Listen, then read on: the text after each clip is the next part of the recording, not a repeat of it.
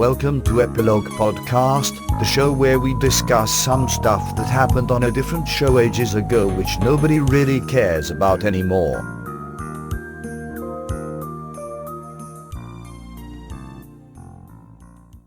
Hi, I'm Portponky. And I'm LeBloc. Today we are discussing Deep Space Nine, Season 4, Episode 14. Return to Grace.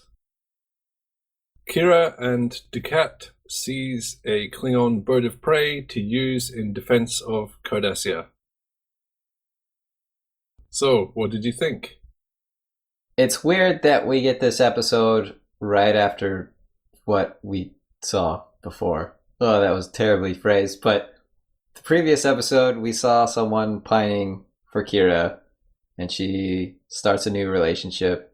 And then right after, in this episode, we see someone else pining for Kira, which is fine. It's just weird to have it back to back.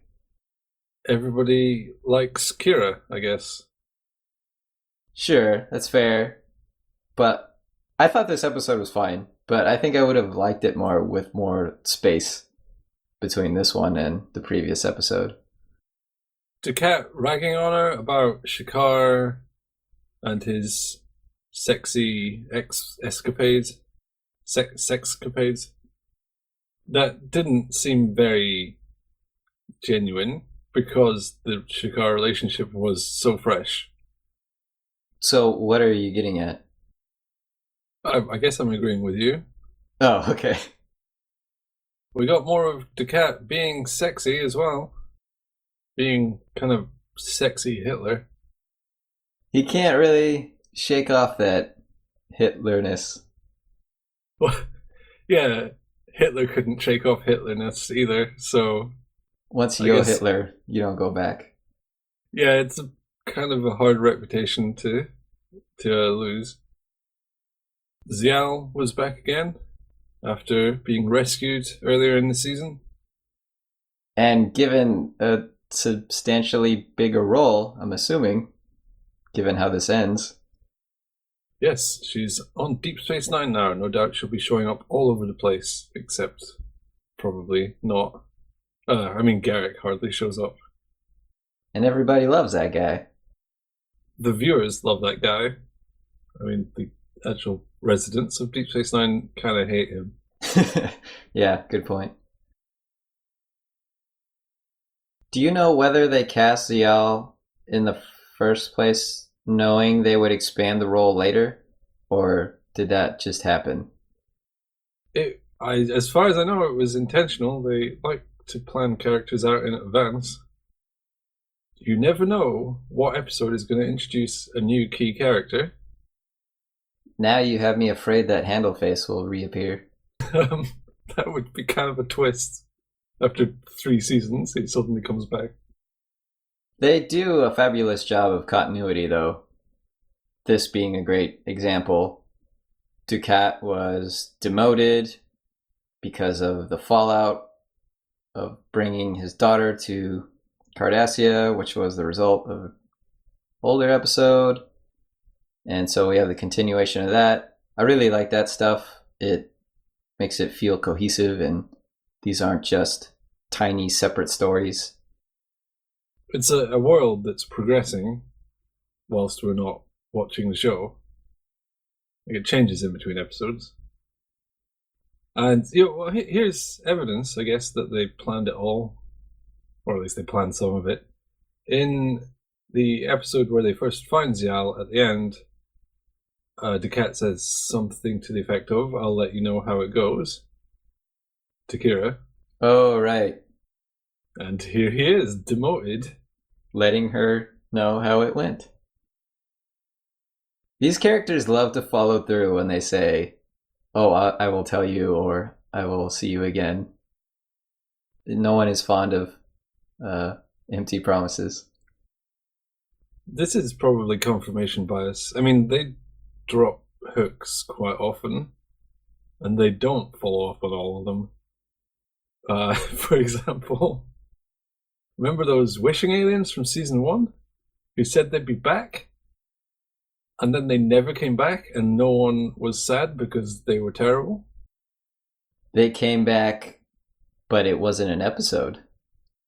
Well, if they did, I'm very glad that that wasn't an episode. Odo promptly punched them in the face, and that was it. That's odd, because neither them nor Odo really have faces. What did you think about this episode? I kind of felt it dragged it a little bit. I like the sound of Ducat's voice. He has a really cool voice, to be honest. But there is a limit to how much pontificating I can take from him. He even says himself in this episode, I thought I was so eloquent. That's him talking to the viewer, being dragged through this episode. It was nice that they had him reflect on his overbearing amount of talking. That moment where he said he thought he was eloquent, and Kira said he had his moments, that was nice. It made it feel more genuine rather than tending towards the overly dramatic sort of purple prose style speeches they give. I thought that grounded it well. But yeah, he talked a lot, and it got a bit repetitive. I mean, I'm glad it was the cat because his voice is silky nice. If this was Odo talking this much, it would really start to dig into your ears. If you are going to have one character talk through much of the episode, it might as well be Ducat. Yeah, Ducat, Garrick, Cisco probably, Worf would be okay. Ooh, yeah. Captain Picard, if you want to venture outwards. Maybe this is why Ferengi episodes aren't that good, because all the Ferengi have really grating voices. I mean, they deliberately have sort of whiny, grating voices. Which should be bad for business. How can you seal the deal and be persuasive when you are incredibly nasally? When you sound like Grand Nigga Sick.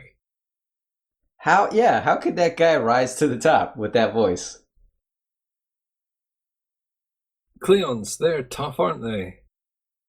I really like that they didn't blow up the ship because it wasn't worth it. It's so Klingon. It's such a Klingon thing to do. It was great. Obviously, they needed to spare the ship, otherwise Kira would die, and they won't do that. So, I like the excuse they came up with. Ducat looked like he hit rock bottom at that point. He was holding back the tears. He wants to die a hero. No, he wants to rule the world. Any world. He looked so menacing when he was talking about being the last Cardassian left and how he will fight and be a crazy person. He's going to 1v1 all the Klingons. So, 1v many, I guess. 1v all. It's the actions of someone who's clearly thinking straight. Oh, that's not his fault. He was in a heightened state. He can't think rationally in that state. Are you talking about arousal? Yes. Because of Kira or because he killed a bunch of Klingons? Both. Oh god, it was a good day for the cat. It was the best day. Just like old times. Also, because of that explosion, Kira is an accomplice to murder. Or could they play the defense card? Even though they antagonized them. They definitely couldn't say self-defense. They chased them down and shot them in the face. But no one knows that. They could lie on the official report. Well, considering the freighter got blown up, the diplomatic delegation is all dead, I think we only have Kira's word for what happened. So she'll just tell Cisco, well, the delegation was destroyed, and these Klingons gave us a bird of prey. End of For story. free. Nothing else to mention. We were the 1 millionth customer. Old Klingon tradition. It's very honorable to give out the bird of prey. That's a fantastic prize. I don't know what the rules are on revenge killing because of diplomatic incident. I'm going to guess the rule is don't do it. That is very rich coming from a citizen of the United States. The number one country for taking revenge. Hey, Starfleet is not the United States. No, Oh Kira's wait, not Starfleet she's not either. Starfleet, yeah. Whoops. So yeah, go fire away. Was it even the same Klingons? Did they know? They don't. There's no way to know. They just find another bird of prey and shoot that one. Good enough. Not eye for an eye. I'm always confused how everyone can beat up Klingons. They beam in and they start punching the Klingons and they win. I mean, if they were simply humans, I mean, they are humans in makeup, spoilers, then I think the Klingons still would have actually won that fight. So that's not taking into account that they're aliens who are physically stronger and more aggressive. Is the Klingon bark worse than the Klingon bite? Well, you have to wonder because every time Klingons invade, they get their butts kicked. Maybe it's a case of mistaken identity. They have this identity that's built up, but it's not at all true. Everyone thinks they're a proud warrior race, and now they have to go along with it. Yeah, they can't admit that they're not. Wouldn't be honorable. That explains how Kira can beat up a Klingon that's got about half a foot of height and weighs about twice as much as her in muscle. They've been coasting on that reputation of being fierce warriors. Oh, how about this? They were once great warriors, but after being talked about so much how great they are, they became complacent and now they are terrible warriors, but the reputation persists. So no one would attack them because they were too scared. Right. They would get beaten up, and now all Klingons are just male models pretending to be warriors. They're out of practice. Um, How else could a Klingon be punched out by Kira? well, Kira's tough. Like, she has the fighting skills, but that only takes you so far. Or it should. I don't know why she can fight 10 Klingons in unarmed combat and win. Right. They have the numbers and brute strength. Yeah, they train their whole lives in this sort of thing. Their training is just not very good. The training manuals were lost, so they don't know how to actually train people anymore. I think it's just they use Klingons to show that the situation is dangerous. Yeah, you throw them into the mix, that means it's dangerous. Add some spice to your situation. That's a mixed metaphor. I'll mix your metaphor. Okay.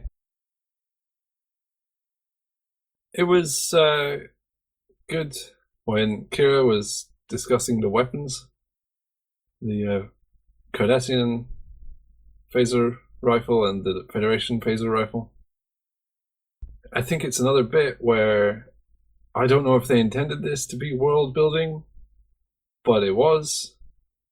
It was more better for world building than it was for enhancing Zell's character, because she's still kind of a blank slate at the moment. I think it was intentional. It seemed more deliberate here.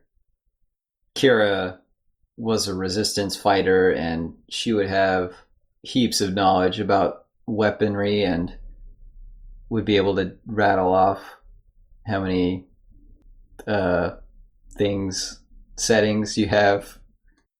I don't know why they don't do this stuff sooner. Why are we seeing this in season 4? Why are we learning about how the weapons work? I mean, it's not important, but building up a consistent world that has rules is a good thing. And tons of our discussions are about how the rules for how stuff work don't make a lot of sense. Like, only now do we learn that, Federation weapons have a bunch of settings and they can do target lock-ons and stuff. And they're stabilized. So, in previous episodes... let me think. Season 2, episode 2, I think, or episode 3, when the Circle guys... the Siege, that's what it's called. The Bajoran Circle guys are on the station, and they're attacking them, and we're wondering how Cisco keeps shooting the same pillar. Well, it's because his rifle's locked onto the pillar, and he doesn't know how to use the settings, because there's a lot of them. There you go. You solved it.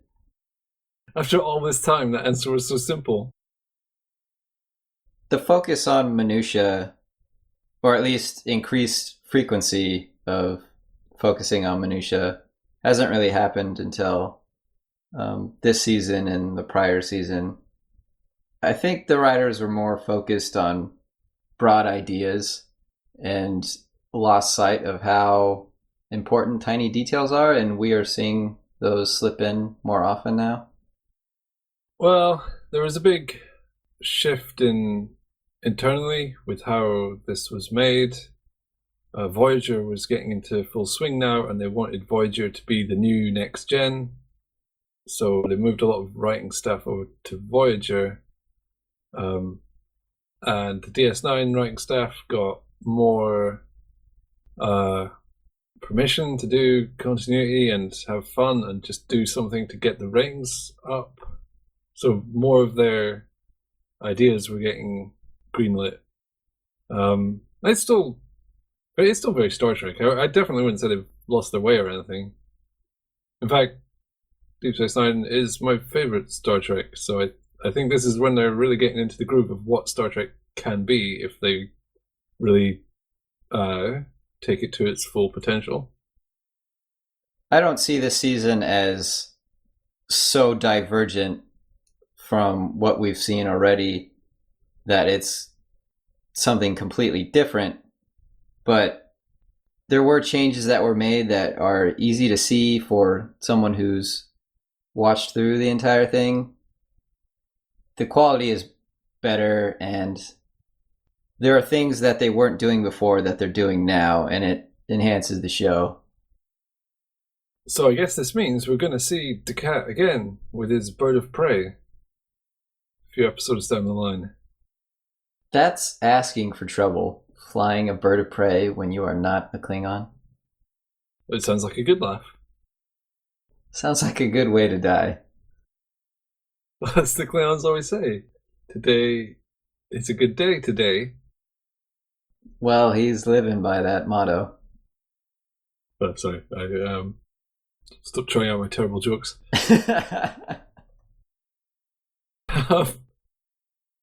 Something that was really jarring about this episode, and I don't know why they put it in, but at the very end, Odo turns up, and Kira says, "Oh, this is Ziel, she'll be living here."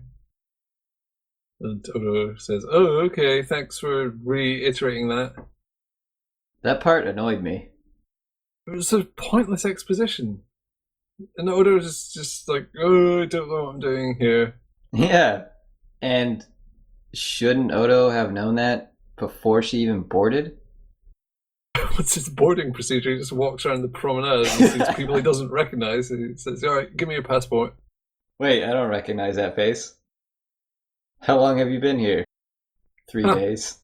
How long does your face look like that? It's especially bad with Zial because she's a security risk. She's a Cardassian, and there are a lot of Bajorans on that station. Those two don't exactly get along. as we've seen. She's half Bajoran, though. Still, that's going to stir trouble. It doesn't grant her immunity. Well, that's true. He keeps an eye on Garrick, so... and not just because he's... Well, no, probably just because he's a crazy guy.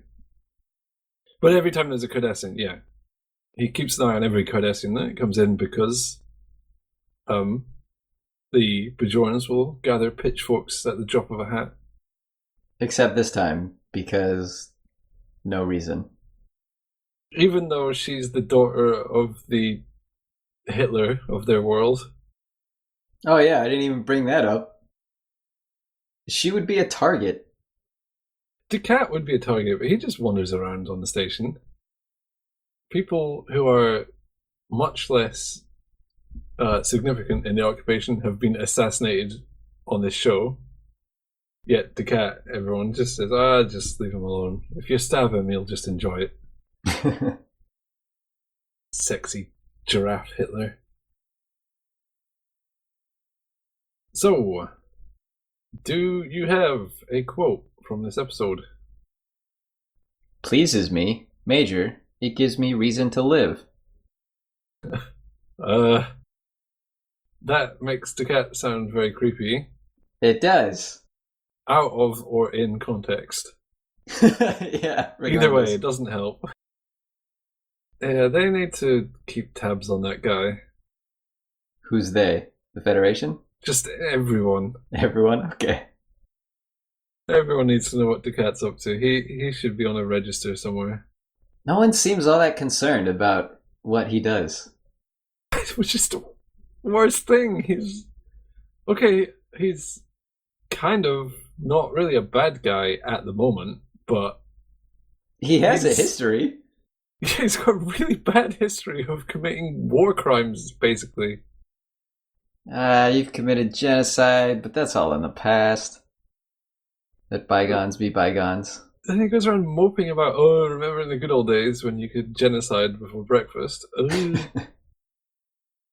He's clearly a dangerous person. So dangerous is the right word. Dodgy. He's a dodgy geezer, and they should keep tabs on him. Kira has been paired up with him twice, and no one cared. Well, if you want to solve a problem, you throw Kira at it. Sure, but you should have some trepidation. They keep pairing Kira up with the cat because they're hoping eventually she'll just kill him and flush him out an airlock.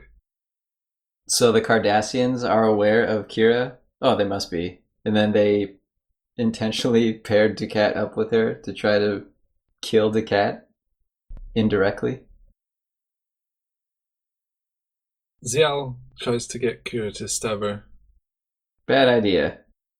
Massive noob. With a real knife. Yeah, at least have a play knife. A spoon. Kira could do some damage with a spoon. Yeah, but not accidentally. If you fall on a spoon, you'll probably be okay. Shall we call it quits on this episode? Yes. Okay, let's move on to the next one. Sounds good to me. Or we can skip the next one and go to the one after. No, let's not do that. We'll break the chain. Next one it is. Yeah, we'll break our combo. Okay.